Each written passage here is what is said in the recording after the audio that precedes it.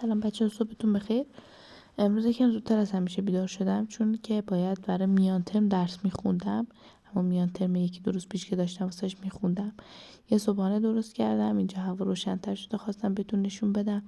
کم کم دیگه داشتم آماده میشدم برم بیرون، یکم زودتر رفتم چون کار داشتم. بعد از اینکه کارمو انجام دادم رفتم دانشگاه. بچه یه خبر غم انگیز بهتون بدم که من زودتر از مسئولین آموزش دانشگاه رسیدم. اینجا استاد کمی درس داد، بعد گفتم که براتون از دانشگاه هنرمونم فیلم بگیرم ببینید. بچه امروز با استاد این نبرد خیلی تنگ داریم. امیدوارم که بتونم نظرش رو تغییر بدم بابت چیزی که داره بهش فکر میکنم. اگه تونستم بهتون اعلام میکنم. چقدرم سرده وای. بعد دیگه این حیات دانشگاهمونه، 2 تا چای گرفتیم، یکمی شروع کردیم درس خوندن. اینم گربه بامزه دانشگاهمون بود.